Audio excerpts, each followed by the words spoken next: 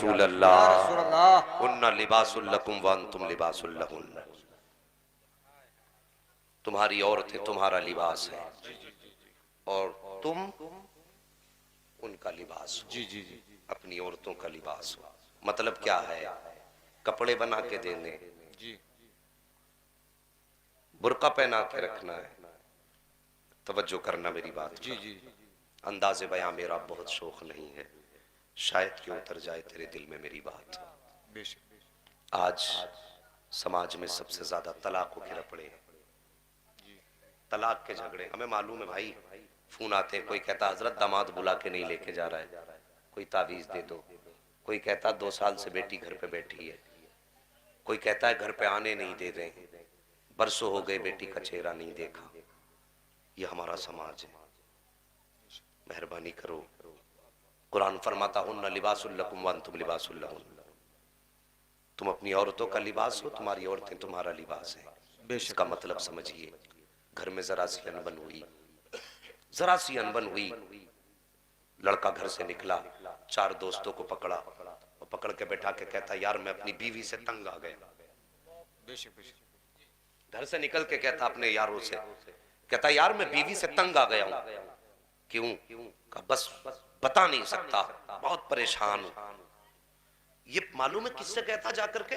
वो जो चौराहों पे ठलुए खड़े रहते हैं जी, जो खुद का ये मामला है कि जो खुद घर के अंदर अपने दूसरे भाइयों के टुकड़ों पे पलते हैं, जो आज तक अपनी जिंदगी का फैसला न कर सका, उससे चौराहे पे जाके कह रहा है यार मेरा घर खराब हो गया। और यार जो जिंदगी न संवार सका वो तेरा घर क्या संवारेगा? और बीवी तेरी थी, जिंदगी तुझे उसके साथ गुजारनी थी, और चौराहों पे जाके यारों पे जाके तुमने बुराइयां की, और फिर पर्दे का तो कोई एहतमाम ही नहीं। जितने देवर होते सबसे पहले शर्त समझते हैं कि इनका मुंह दिखाया जाए। निकाह हो के घर में बीवी आई, पहले दोस्तों का हाथ पकड़ के कहता देख यार चल मुंह दिखाई नहीं कर रहा है। लानत हो ऐसी जिंदगी पर।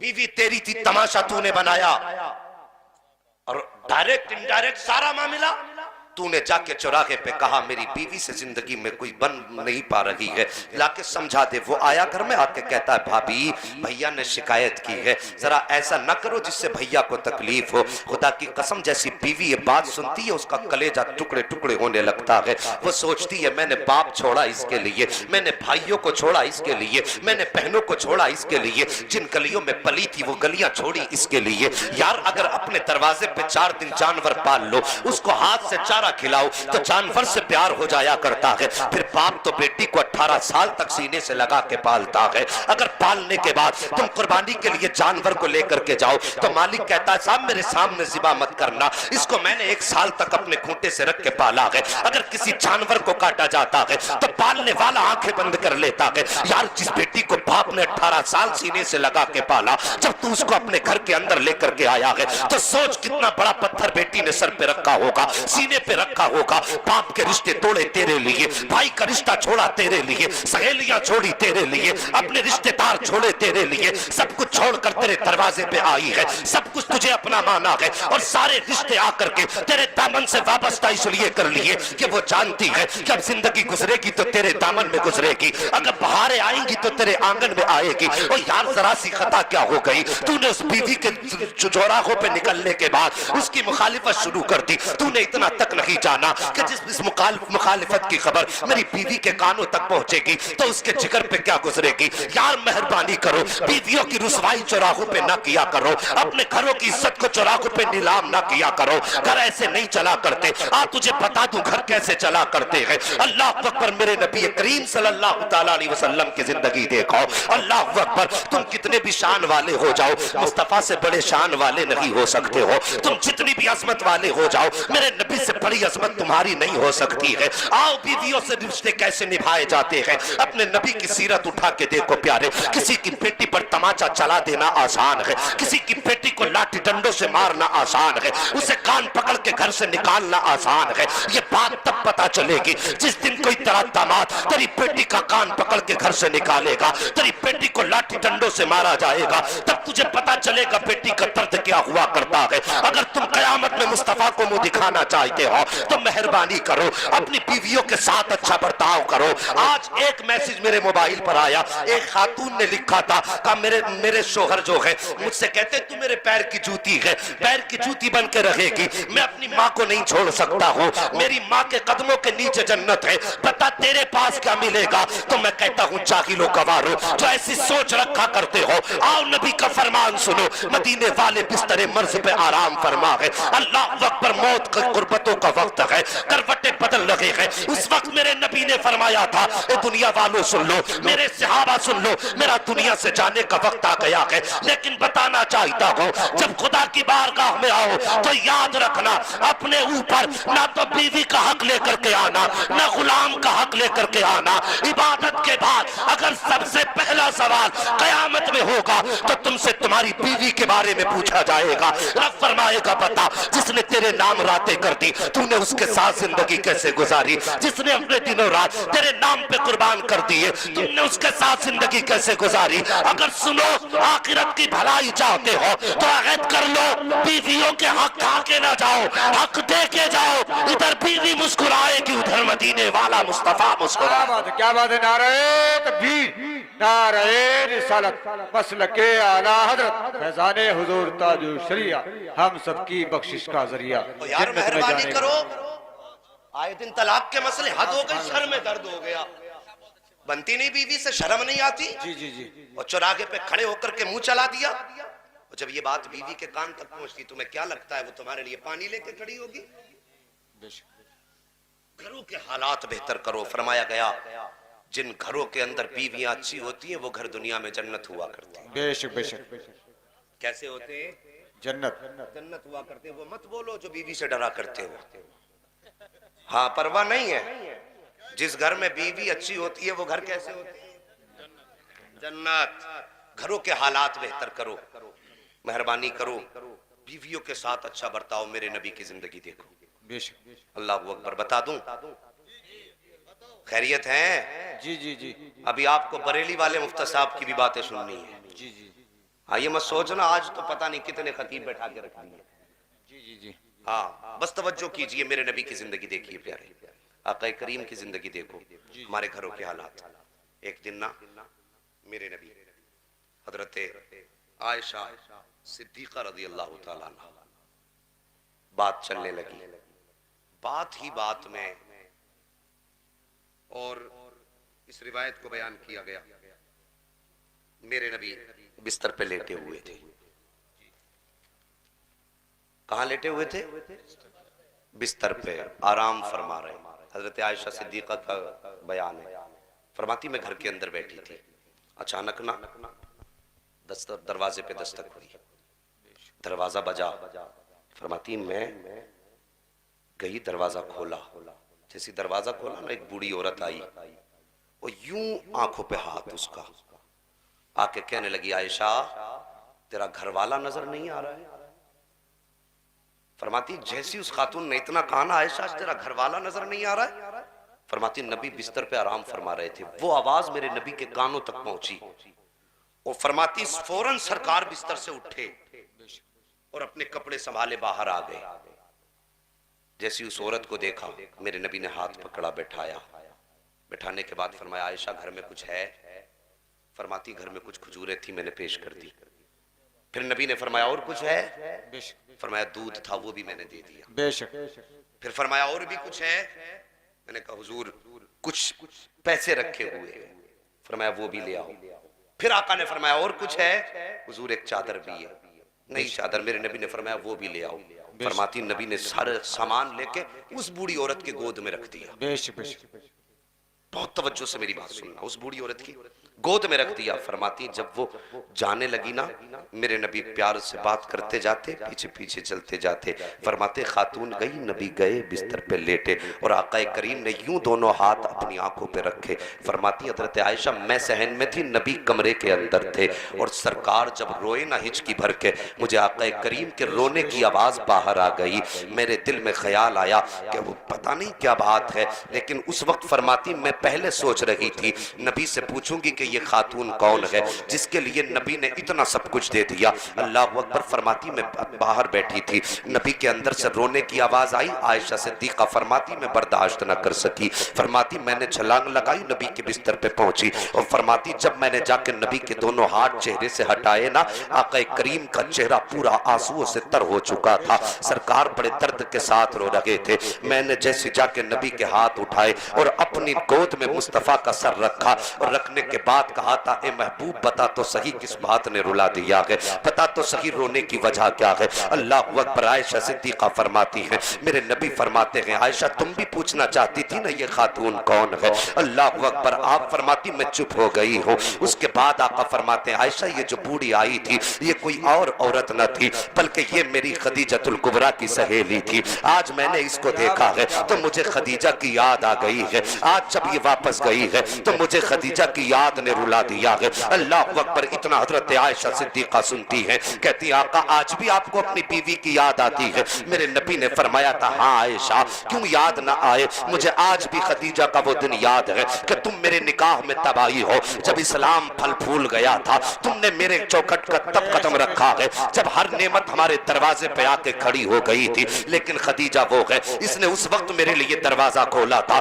जब सारे जमाने ने मोहम्मद के लिए दरवाजा बंद कर दिया था। उस वक्त खदीजा ने मेरा साथ दिया था जब सारे जमाने ने साथ छोड़ दिया था। अल्लाह अकबर। इतना कहने के बाद मेरे नबी की आंखें बरसने लग जाती हैं। फरमाते हैं आयशा तुम्हें क्या बताऊं, एक दिन जब मैं घर से वाप घर के अंदर आया, जैसी मैं चला हूं दरवाजे पर पहुंचा नहीं था, इतने में अचानक मैं जैसी दरवाजे पे पहुंचा, फरमाते आयशा मैंने अभी दरवाजे पे दस्तक भी नहीं दी थी, मैंने कभी खांसी भी नहीं की थी, जैसी कदम रखा है कदम बाद में दरवाजे पे पहुंचा, दरवाजा पहले खुल गया था। जैसी दरवाजा खुला मैंने जाके कहा था खदीजा जरा सच तो बता आज इतने दिन हो गए तेरे साथ रहते रहते, इतना वक्त गुजर गया तेरे साथ रहते रहते, लेकिन बता तो सकी कभी दरवाजे पे आकर के आवाज देने की जरूरत नहीं पड़ी है, कभी दरवाजे पे आने के बाद दरवाजा बजाने की जरूरत नहीं पड़ी है। ए खदीजा बता तो सही दरवाजा कैसे खोल देती हो। फरमाते हैं आयशा सुनो उस वक्त खदीजा ने कहा था या रसूल अल्लाह आप जैसी गली में मोड़ मुड़ा करते हैं पहले चौराहे पे होते हैं, आका आप दरवाजे पे बाद में आते हो, नबूवत की खुशबू घर में पहले आ जाया। क्या बात है। नारे तकबीर, नारे रिसालत, मसलके आला हजरत फैजाने हुजूर ताजु शरिया मुफ्ती हम्माद मियां साहिब किबला। यार बीवी देखो अभी शौहर दूसरे चौराहे पे है, खुशबू ने बता दिया। फरमाती दरवाजे पे आप बाद में आते हो या रसूल अल्लाह, खुशबू पहले आ जाती है और मैं तो खुशबू सूंघ के पहचान लेती हूँ मेरा माही आ गया, मेरा महबूब आ गया। अल्लाह अकबर। फरमाते हैं आयशा जब मैंने घर में कदम रखा मेरे सर पे चोट के निशान थे, बदन पे खून के धब्बे थे। आयशा ने मेरा चेहरा देखा, देख के रोने लगी, कहने लगी लगता है महबूब आज फिर तेरी कौम ने तुझको जुल्म से और पत्थरों से सताया है। अल्लाह अकबर। फरमाते हैं आयशा जिस वक्त खदीजा ने ये बात कही ऐसा लगता था जैसे किसी ने तसल्ली के लिए सर पे हाथ रखा, मेरी चीख निकल गई। खदीजा ने मेरा हाथ पकड़ा, ला के बिस्तर पे बैठाया। आका फरमाते हैं आयशा तुम्हें क्या बताऊं, जब मैं घर से गया था तो घर में कोई खाने का सामान न था, लेकिन जब मैं वापस आया मुझे खदीजा ने जब बैठाया और बैठाने के बाद अपने पैर के पास से एक प्याली उठाई है, उस प्याली के अंदर खजूरें थी, साकिब खजूरें। फरमाते मेरे नबी कि आयशा खदीजा ने एक खजूर हाथ में ली, मेरे मुंह के अंदर दी, दूसरे हाथ में दूध का प्याला लिया, फिर दूध के प्याले को हाथ में लेकर के मुझे पिलाया। फरमाते हैं एक खजूर खिलाती जाती थी और दूध पिलाती जाती थी और साथ में कहती जाती थी महबूब उदास ना हो, एक दिन ऐसा भी आने वाला है कि ये पत्थर मारने वाले तेरे मजहब का परचम लेके आगे बढ़ेंगे। महबूब उदास ना होना। आका फरमाते हैं जब आखिरी खजूर रह गया मैंने हाथ पकड़ा खदीजा का। जरा तवज्जो से सुनना ये आखिरी जुमला। आका फरमाते हैं कि जब आखिरी खजूर रह गया मैंने खदीजा का हाथ पकड़ा और मैंने कहा खदीजा मैंने तो खा लिया है, लेकिन सच बता तूने भी खाया है कि नहीं खाया है? तू बता तूने कुछ खाया है कि नहीं खाया है? वो जवानों तुमसे बात कहना चाहता हूँ, यहीं पे ठहर के कुछ अर्ज करना चाहता हूँ। आज हम चौराहों पे जाते हैं, हमारा मूड फ्रेश होता है, यारों में बैठ के ठट्टे लगाते हैं, हमारा मूड अच्छा होता है, लेकिन जैसी घर में कदम रखा बीवी का चेहरा देखा, चेहरे पे 12 बज जाया करते हैं, ऐसा लगता है किसी का जूता खा के आया है। जैसी बीवी पूछती है खाना के नहीं खाना है, खाना लगा दिया गया है, तेवर चढ़ा के बैठ जाता है, सीधे मुंह बात करने के लिए तैयार तक नहीं है। यार जरा रहम किया कर, वो तेरी जीवन साथी है, उसने खाना लगाया, तूने एक बार भी उससे नहीं पूछा तूने खाया कि नहीं खाया? तूने जानवरों की तरह रखा देखा, खाया पेट भरा बाहर निकल जाता है। यार तूने उससे क्यों नहीं पूछा? वो भी तो सुबह से तेरा रास्ता तक रही थी, वो भी तो सोच रही थी शाम को शोहर आएगा तो उसके साथ बैठ के खाना खाऊंगी, जब वो आएगा तो उसके साथ बैठ के खाना खाना है। तूने अपना पेट भर दिया। यार तू तो यारों के साथ चाय पी के आया है, दोस्तों की महफिल में नाश्ते करके आया है, लेकिन इससे पूछ सुबह जब तू घर से गया था तेरे कपड़े कहीं पड़े थे, बर्तन कहीं छोड़ के गया था, तेरे घर का बिस्तर बिगड़ा हुआ था, तेरे घर में कूड़ा पड़ा था, लेकिन जब तू शाम को आया है एक एक कपड़ा तुझे तय लगा मिला है, घर के अंदर सफाई मिली है, बिस्तर तुझे सजा मिला है। मैं तुझसे पूछना चाहता हूँ जब तू गया तो हर चीज में तरतीब छोड़ के गया था, अब जब आया है हर चीज तरतीब से लगी है, मुझे बता तो सही ये तेरा बिस्तर किसने संवारा है? तेरे कपड़े किसने उठा के रखे हैं? तेरे घर में सफाई किसने की है? तेरे बर्तन किसने धोए हैं? तेरे फेंके हुए जूतों को सीधा किसने किया है? तू कहेगा मेरे घर में नौकरानी नहीं है, कोई काम करने वाली अलग की दाया नहीं है। मैं कहता हूँ हाँ साकिब बिस्तर भी इसने ठीक किया है, कपड़े भी तेरे इसने ठीक किए हैं, तेरे घर की सफाई भी इसने की है। यार ये तो सुबह से काम करते करते थक गई, इसने एक घूंट पानी का नहीं पिया, सिर्फ ये सोच करके कि शाम को शोहर आएगा तो उसके साथ खाना है, शाम को शोहर आएगा उसके साथ बैठना है। और तूने आकर के पहले चेहरा बिगाड़ लिया। तूने एक बार उससे क्यों नहीं पूछा कि तूने खाया है कि नहीं खाया है? अपने पेट भर के चले जाते हो। यार वो तेरा जीवन साथी है, तेरी शरीक हयात है, तेरे दुख और गम की साथी है, तेरी खुशी की साथी है। मजा तो तब था जब तू दस्तरखान पे बैठा था, लुकमा मुंह में बाद में लेके जाता, पहले बीवी से पूछ लेता बता तूने भी खाया कि नहीं खाया है? खुदा की कसम खा के कहता हूँ इधर बीवी का दिल खुश हो जाता, उधर करम मदीने वाले गुंबद खजरा के आका का। नारे तकबीर, नारे रिसालत, मसलके आला हजरत हमारे नबी की शान मुफ्ती हम्माद मियां साहिब किबला। अगर ये जिंदगी होगी ना तो फिर तलाकें नहीं होंगी। जी जी यार तुम अपना पेट भर के चले गए, उससे एक बार भी नहीं पूछा तूने खाया कि नहीं? जी जी जब तुम्हें उसकी परवाह नहीं, वो जूता लेके खड़ी नहीं होगी तो क्या करेगी? बेशक जी। मैं कहता हूं उसकी भी रजा कुछ तलाश करो, खाने से पहले उससे पूछ तूने खाया कि नहीं। अगर वो चुप है तो हाथ पकड़ के बैठा, मैं खाना बाद में खाऊंगा पहले तू खा। जी जी जी ओ यार इतनी सी बात कह दो, बस इतना औरत का दिल रख लो, फिर चाहो उसे पैर की जूती बनाओ, चाहो फिर उसे जमीन पे जैसा चाहो वैसा चलाओ, और तुझसे पूरी जिंदगी उफ नहीं करेगी, मगर शर्त पहले उसका भी तो दिल जीतना जानो। जब मन में आया तब कूट लिया, जब मन में आया तब पीट लिया, बाहर ऐसे निकला कपड़े झाड़ के जैसे इससे बढ़िया कोई है ही नहीं। औरत को मारना जवान कोई कमाल नहीं है, अगर वो पिट रही है ना कमजोर नहीं है, ये याद रखना। अगर तो तुम मार सकते हो, एक बीवी भी मार सकती है। जी जी जी लेकिन तू गाली बकता रहा, वो चुप खड़ी रही, तू मारता रहा, वो हाथ नीचे करके खड़ी रही, उसने तेरे खिलाफ जबान तक न खोली, तेरे खिलाफ उसने हाथ तक न बढ़ाया। क्या उसमें ताकत नहीं थी? क्या वो खाना नहीं खाती? ताकत उसमें भी है, खाना वो भी खाती है, वो भी तुझे मार सकती थी, वो भी गाली बकती थी, लेकिन पता है वो क्यों नहीं उतनी जरूरत और हरकत करती है? उसे याद है जब वो घर से चली थी, बाप ने बेटी के आगे आके कहा था बेटी परदेश जा रही है, अपने शोहर के घर जा रही है, अपने बूढ़े बाप के बालों की सफेदी का ख्याल ख्याल रख लेना, ये मेरी बेटी अगर उस घर से निकाली गई तो बाप की पगड़ी पे दाग लग जाएगा। अगर उस घर से तू भी बेइज्जती के साथ वापस आ गई तो हम किसी को मुंह नहीं दिखा पाएंगे। और यार याद रखो, ताकत उसके भी अंदर है, ताकत तुम्हारे भी अंदर है। अगर वो चुप खड़ी है तो इसलिए नहीं कि वो मार नहीं सकती, बल्कि सिर्फ इसलिए खड़ी है कि अगर आज मैंने हाथ उठा दिया तो दुनिया मुझे कुछ नहीं कहेगी, मेरे बाप को गालियां देगी। कोई कहेगा कैसी परवरिश बेटी की है, कोई कहेगा कैसे बाप की बेटी है, कोई कहेगा कैसे घराने की बेटी है। और यार तेरे जुल्म सहती रही, तेरी मार खाती रही, सिर्फ इस बुनियाद पर कि दुनिया तुझ पे जुल्म कर ले लेकिन मेरे बाप पे कोई उंगली ना उठा सके। और यार बेटी होती है कि सारे जुल्म सहे हैं तो तेरे लिए नहीं, बूढ़े बाप की सफेदी के लिए सही है। अगर तुझे जन्नत चाहिए तो बीवियों को सताया ना करो, उन्हें मनाया करो। अगर इधर बीवी दुआ दे देगी उधर मदीने वाले मुस्तफा जन्नत का शान। क्या बात है, नारे तकबीर, नारे रिसालत, मसलके आला हजरत हमारे नबी की शान। तुमसे किसने कह दिया बीवी के पास जन्नत नहीं है? जी जी, मर के देख, लड़के फिर बताते जन्नत तेरा बाप दिलाता है। हाँ, लोग कहते बड़ा कड़वा बोलता है ये मौलवी, ऐसा नहीं बोलना चाहिए, लेकिन सच कहता हूं जब हमारे एतकाद इतने कमजोर हो जाए ना कि गला दबा के मर जाओ, शफात कब्र में ही रखी है। चल बेटे पता चले भाई, हक है उसका आप पर, मेहरबानी करो। उसको सता के अगर जन्नत में जाने की कोशिश करोगे ना, पहले गरिबान पकड़ के पुल सिरात पे रोकेगी। इन उलमा से पूछो कितना लंबा चौड़ा रास्ता है, लंबाई बता देता हूं, चौड़ाई ये बता देंगे। लंबाई 500 बरस की है। कितनी? 500 बरस। चौड़ाई इनसे पूछो फिटों में होगी कि गजों में होगी?